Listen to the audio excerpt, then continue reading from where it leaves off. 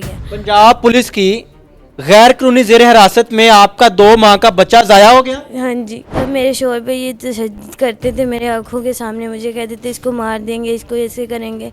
मैं उसको वो ऊपर लटकाते थे, उल्टा लटकाते थे, उसको मारते थे। बहुत ज़्यादा मुझे इन्होंने टॉर्चर किया है मेरे शोहर के। उसको आपके सामने मारने की वजह क्या थी? जी, वो यही भी तुम मान जो। उन्होंने मुझे 10 दिन रखा, मुझे कहते रहे भी तुम ऐसे करो, तुम मान जो, तुम सब किस लिए मान जो? भी हमारे साथ रात गुजारने के लिए मान जो। टच करता रहा, जिस्म पे टच करता था, दुपट्टा खींच लेता था, ऐसे बहुत ज़्यादा करता था ये।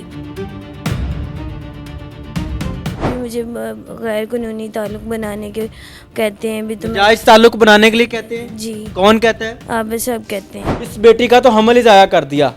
कत्ल किया ना आपने अपने थाने के अंदर, उस कत्ल का कौन जिम्मेदार है? वो कत्ल किस पे डालेंगे? वो पर्चा किस पे करेंगे आप? अपने उसको उठा के ले गए, हमें ब्लैकमेल करके गए हैं कि अगर आप लोगों ने बयान वापस ना लिए, जो आप लोगों ने आबिद के खिलाफ दिए हैं, वो अगर वापस ना लिए तो हम इसको सीसीडी से मरवा देंगे। ये डालनी चाहिए, चौराहे पे खड़ा करके गोली मारनी चाहिए। अगर मुझे इस चीज़ की इजाज़त मिले तो मैं सबसे पहले इसको गोली मारूंगी। अस्सलाम वालेकुम नाज़रीन, आपका मेज़बान मुजाहिद ने आपकी खिदमत में हाजिर है और आप देख रहे हैं एमएन पॉइंट। नाज़रीन, 2 दिन कबल आपने इस लड़की अक्सा की वीडियो मेरे चैनल पर देखी, जिसके अंदर ये बताती है कि पंजाब पुलिस का सब इंस्पेक्टर आबद, जो कि थाना हंजरवाल में हाजिर सर्विस है, वो मुझे ये कहता है कि मेरी रातें रंगीन करो। रातें रंगीन ना करने की वजह से वो इसकी माँ पर, इसके भाई पर तशद्दुद करता है, इस पर भी तशद्दुद करता है, इसकी भाभी पर भी तशद्दुद करता है। वीडियो लगती है, प्रोग्राम लगता है, प्रोग्राम लगने के बाद सब इंस्पेक्टर आबद इंतकामी कार्रवाई करता है। इनके घर में 3 पुलिस के डाले जाते हैं, इनके घर का सारा सामान तोड़ दिया जाता है, एक एक कपड़ा जिसको फाड़ा जाता है, घर का एक एक बर्तन तोड़ा जाता है और इनका 15 साला भाई वहां से पकड़ा जाता है और उसको लेके जाते हैं। उसके बाद इनको कॉल करते हैं कि मीडिया पर जो आपने स्टेटमेंट दी, जो बयान दिया है, कहो कि वो झूठा है, कहो कि अक्सा का ज़हनी तौज़ुन सही नहीं है, ये पागल है, इसने एवं जाके मीडिया पर बयान दे दिया है, तो हम तुम्हारा भाई छोड़ देंगे, वरना तुम्हारे भाई को सीसीडी के मुकाबले में पार कर देंगे। अब कहानी यहां पर नहीं ठहरती। आज अक्सा की भाभी भी इस प्रोग्राम में शामिल है। ये अक्सा की भाभी है, इसको भी 10 रोज तक थाने के अंदर गैर कानूनी हिरासत में रखा और उसी दौरान इस बच्ची का 2 महीने का हमल ज़ाया होता है। और हमल ज़ाया ऐसे नहीं होता, इस पर पंजाब पुलिस की कांस्टेबल ताहिरा तशद्दुद करती है। तशद्दुद करवाने वाले सब इंस्पेक्टर आबद साहब होते हैं, जिसकी वजह से इस बच्ची का 2 माह का हमल ज़ाया होता है। और जुल्म की इंतहा चेक करें, हमल ज़ाया होने के बावजूद भी इस बच्ची को छोड़ा नहीं जाता, 10 रोज तक थाने में रखा जाता है। यह सारा मामला क्या है? आबद साहब बेलगाम किस वजह से हो चुके हैं कि आबद साहब के ऊपर बैठे अफसरान इसको काबू नहीं कर सकते, इस पर कोई कानूनी कार्रवाई नहीं कर सकते, या सब इंस्पेक्टर आबद कानून से बालातर है? ये सारी कहानी क्या है? आबद ने इंतकामी कार्रवाई की या ये मुजरिम है? अगर ये मुजरिम की बहन है, मुजरिम की बेटी है, तो इनका क्या कसूर है? बेटी तो पाकिस्तान की है। अक्सा, कल रेड हुआ घर पे जी। क्या वजह बनी?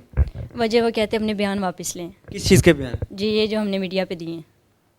वो कहते हैं जी आप पागल हैं। जी मुझे भी कॉल आई आबद की, आबद साहब कहते हैं अक्सा का ज़हनी तौज़ुन ठीक नहीं है, आप पागल हैं।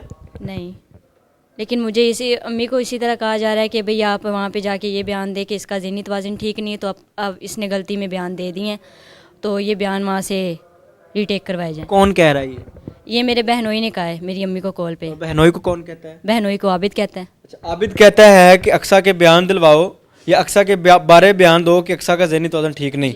आपका ज़हनी तौज़ुन ठीक है मेरी बहन? जी ठीक है। कल क्या हुआ?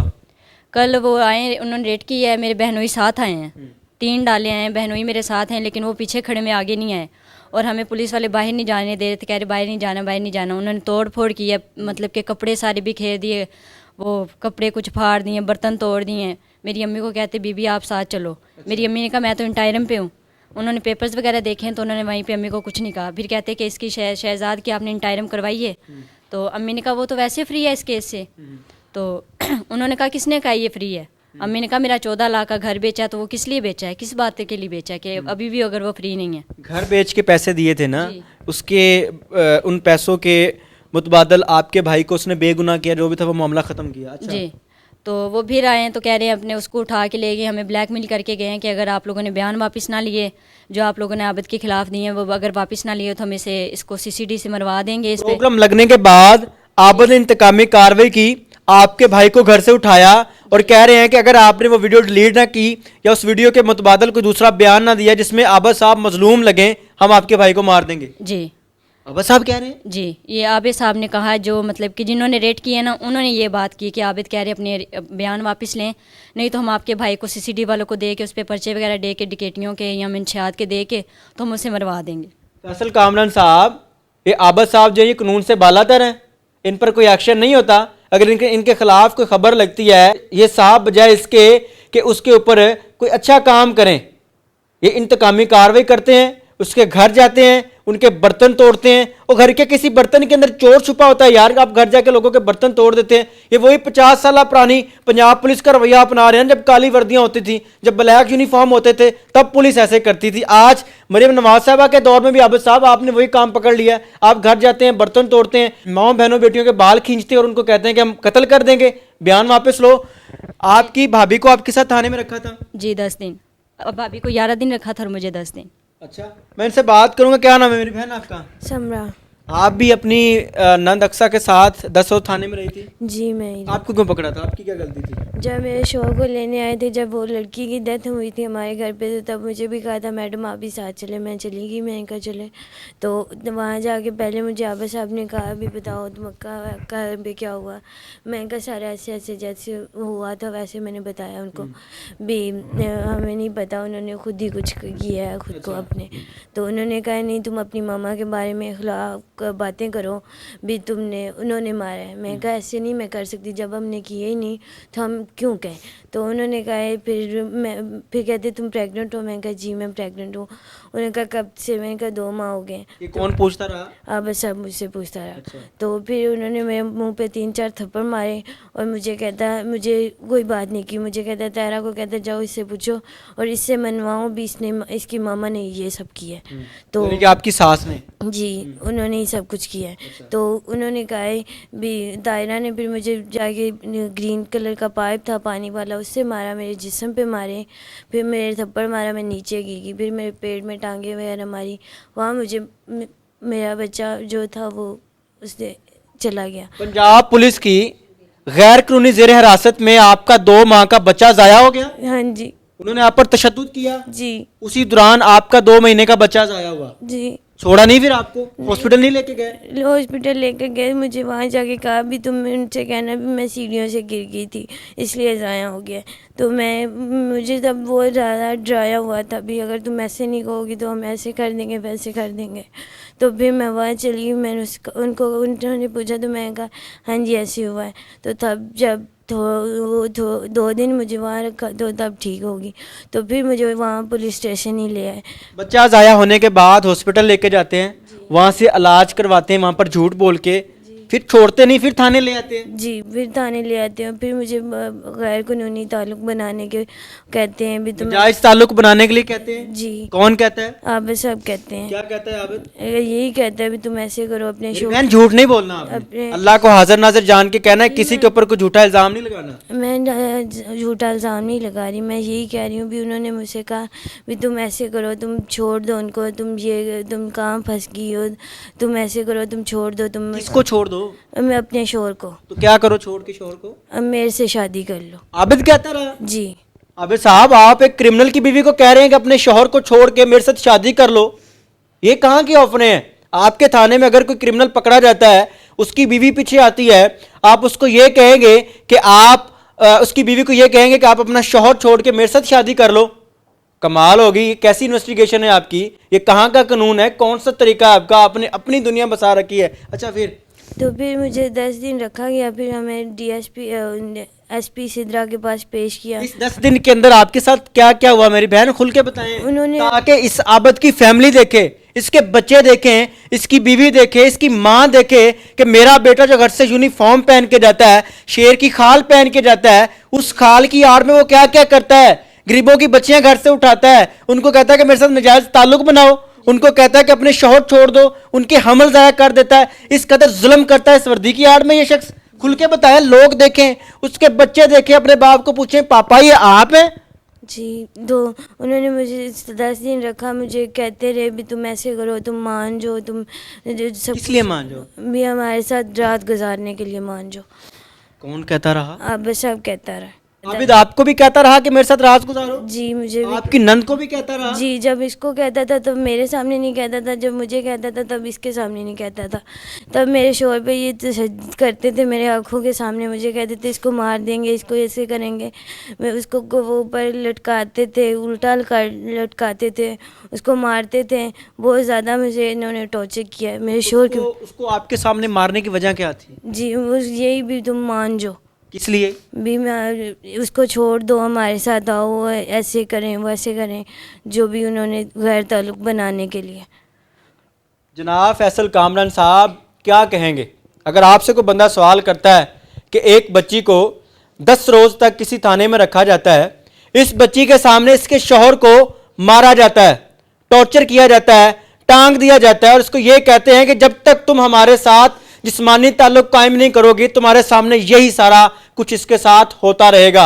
ये मैं किसी जंगल के कानून की बात नहीं कर रहा, 2025 की बात कर रहा हूं। मरियम नवाज साहबा आपकी हुकूमत के अंदर ये सारे मामलात होते रहे। आपकी हुकूमत के अंदर पंजाब पुलिस का सब इंस्पेक्टर आबिद साहब जो कि बेलगाम हो चुका है, लोगों पर इंतकामी कार्रवाइयां कर रहा है। मेरी बहन फिर क्या होता है? तो फिर ऐसे होता है, फिर 10 दिन मैं एक दिन भी नहीं मानी थी, क्योंकि मैंने अपने शोहर से पसंद की शादी की थी, मैं ऐसे कभी भी नहीं कर सकती थी।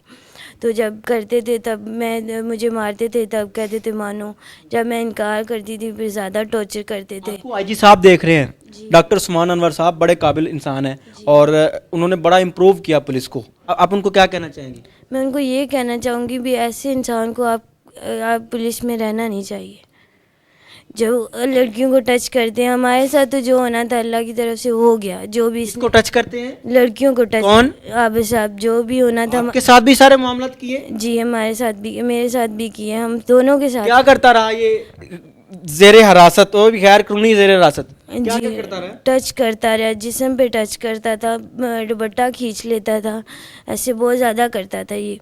तो जब 10 दिन मुझे ऐसे ही टॉर्चर बहुत किया, जब मैं नहीं मानती थी तो फिर मेरे पे तशद्दुद करवाते थे, किसी को बुला के अपने से थप्पड़ वगैरह मारते थे। ये सारे मामलात आपके साथ भी होते रहे? जी आप पर भी जुल्म होता रहा ऐसे? जी, लेकिन मुझे सिर्फ पहले दिन उन्होंने मारा था। जब मैंने पहले दिन ही इनकार कर दिया था, उसके बाद टॉर्चर करते थे कि तुम्हारी अम्मी पे पर्चे डाल देंगे। मुझे मेरी अम्मी के थ्रू टॉर्चर किया जाता था, क्योंकि उनको पता था कि मैं अपनी अम्मी से बहुत ज़्यादा प्यार करती। मैंने गलत तरीके से टच कौन करता था? आबिद करते थे, कभी टांगों पे, कभी कमर पे, इस तरह। आबिद साहब? जी, उनसे तो मेरी कल बात हुई, उनसे शरीफ कोई इंसान ही नहीं है। यही है ना कि दिखाना और पहनना और खाना और, हर किसी का यही है। ये तो हाथी के दांत हो गए फिर। जी, मेरी बहन आपकी माँ पर तो 302 का पर्चा है, आपकी माँ तो क्रिमिनल है। वो क्रिमिनल नहीं है, उनको बनाया गया है। और अगर वो हैं भी तो अगर उनको बनाया भी गया तो उसमें हमारा तो कोई कसूर नहीं है ना। हम तो पाकिस्तान की बेटियां हैं, हमें तो तहफ़्फ़ुज़ मिलना चाहिए, इज़्ज़त मिलनी चाहिए। अगर हम इनके पास इंसाफ नहीं मांगे तो हम कहाँ जाएं? क्या कर रहा है आबिद भाई के साथ? एक ही भाई है आपका? जी, एक ही है। क्या कहता है, क्या कर रहा है उसके साथ? उसको वो क्या हमें धमकियाँ लगवाता है, धमकियाँ आगे आसिफ को लगाते हैं, मेरे बहनोई को। वो आगे हमें कहते हैं कि भाई वो उसको मरवा देंगे, जो कल आए वो धमकियाँ दे के गए हैं। फिर मेरी अम्मी का क्या है कि गए कि अगर वो पेश होंगे तो हम उसे बाहर से उठवा के मरवा देंगे। आप क्यों रो रही है छोटी बहना? मैं अपने शोहर की वजह से, उन्होंने कहा भी हम सीसी को कह के उनको मरवा देंगे। 15 साल उम्र है आपके भाई की? जी, हाफिज़ कुरान बन रहा है मेरे ख्याल के, हाफिज़ कुरान है नहीं, हिफ़्ज़ कर रहा था, फिर तकरीबन 2 साल हो गए उसने छोड़ दिया हुआ है। वैसे कुरान हिफ़्ज़ कर रहा था। क्या कहना चाहेंगी मरियम नवाज साहिबा को? IG Punjab doctor Usman Anwar, DIG Faisal Kamran साहब को क्या कहना चाहेंगे आप? यही कि हमें हमारा भाई सही सलामत चाहिए और हमें इंसाफ चाहिए इस चीज़ का। ये जो आबिद साहब है इसको लगाम डालनी चाहिए? जी, डालनी चाहिए। चौराहे पे खड़ा करके गोली मारनी चाहिए। अगर मुझे इस चीज़ की इजाज़त मिले तो मैं सबसे पहले इसको गोली मारूंगी। आबिद साहब, ये अल्फाज एक बच्ची के हैं, ये कितनी बेबस होगी, आपने कितना सताया होगा इनको, कितना रुलाया होगा, अपनी उस वर्दी का कितना गलत फ़ायदा उठाया होगा कि आज ये बेबाक होकर ये चीज़ कह रही हैं कि अगर मेरे बस में हो, अगर मुझे ये हक दिया जाए तो बाबा साहब आपको चौराहे में खड़े करके फायर मारूं। ये बच्ची कह रही है। सोचें, एक बार अपने गिरेबान में झांकिएगा कि आपने किसी को कितना सताया होगा, कितना तंग किया होगा। सके अगर 1 मिनट के लिए मान लेते हैं कि इनका भाई क्रिमिनल है, फर्ज किया मान लेते हैं कि इनकी माँ जो है वो 302 के केस में मुलव्वस थी, उससे कत्ल हो गया, उसने कर दिया बकौल इनके कि ये चीज़ नहीं है, इनके ऊपर झूठा है, मान लिया कि वो हैं। इन बच्चियों का क्या कसूर है जिनको 10 रोज़ तक थाने के अंदर रखा गया, 10 रोज़ तक थाने के अंदर इनको टॉर्चर करते रहे, इनके साथ गलत गलत हरकत करते रहे। इस बेटी का तो हमल ही ज़ाया कर दिया, कत्ल किया ना आपने अपने थाने के अंदर, उस कत्ल का कौन जिम्मेदार है? वो कत्ल किस पे डालेंगे, वो पर्चा किस पे करेंगे आप? इनको इंसाफ कौन दिलाएगा? ये साहब, इनका भी तो हक है ना, ये बेटियां पाकिस्तान की। मान लिया कि इनकी माँ की क्रिमिनल है, भाई उन पर दें पर्चा, पकड़ लें अगर आपको मिलती है तो। इनका क्या कसूर है? इन पर क्यों जुल्म किया गया? और मेरा एजेंडा भी ये नहीं है, खुदा की कसम, मैं किसी क्रिमिनल को प्रोटेक्ट नहीं कर रहा। मेरा एजेंडा सिर्फ ये है कि किस कानून के तहत इन लड़कियों को अपने थाने में रखा गया, किस कानून के तहत इसका बच्चा ज़ाया किया गया तशद्दुद कर करके, किस कानून के तहत इस बच्ची को ये कहा गया कि मेरे साथ रात गुजारो, मेरी रातें रंगीन करो, नहीं करोगे तो तुम्हारे भाई को मार दूंगा, तुम्हारी माँ को मार दूंगा। किस कानून के किस पैरे में लिखा है? सवाल वही है आबिद साहब। इनकी माँ क्रिमिनल है, इनका भाई मुनशात फरोश है, जो भी है वो अलग है, वो कानून का और उनका मामला, उनको कानूनी तौर पे जो सज़ा मिलनी है वो मिलनी है। इनका क्या गुनाह था? ये मेरा सवाल है, और ये मेरा सवाल ऑडियंस के साथ है, ये मेरा सवाल आवाम के साथ है कि कब तक इस तरह के सब इंस्पेक्टर, इस तरह के पुलिस वाले हमारे माओ बहनों बेटियों को घर से उठाएंगे, उनके साथ इस किस्म का जुल्म करेंगे और बाद में उन्हें कहेंगे कि अगर किसी को बताया तो दोबारा करूँगा। मुझे उम्मीद है कि इस प्रोग्राम के बाद इलेक्शन होगा, इस साहब को मुअत्तल किया जाएगा, इसको कैफरे किरदार तक पहुंचाया जाएगा। अब आपने बताना है कि आबिद साहब क्या चाह रहे हैं, अपनी वर्दी का गलत फ़ायदा उठा रहे हैं या नहीं। अपनी कीमती राय का इज़हार ज़रूर कीजिएगा। देखते रहिए एमएन पॉइंट। अल्लाह निगहबान।